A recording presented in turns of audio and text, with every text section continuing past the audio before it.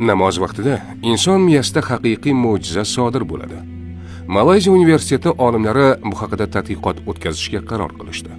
Ular namoz o'qiyotgan insonlarning boshiga maxsus datchiklar o'rnatib, namoz paytida miyada nima sodir bo'lishini kuzatdilar va natijalar ularni hayratga soldi. Har bir rakatda miyada alfa to'lqinlari faollashdi.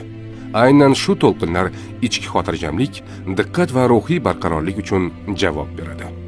Eng ajoyib holat esa sajda vaqtida kuzatildi. Bu pallada miya eng yuqori xotirjamlik holatiga kirar ekan. Ilmiy tadqiqotlar shuncha yillardan beri musulmonlarga ma'lum bo'lgan haqiqatni tasdiqladi. Namoz ruh va aql uchun davo. Agar qalbingiz tinchlik izlasa, ilk qadamingiz sajda bo'lsin.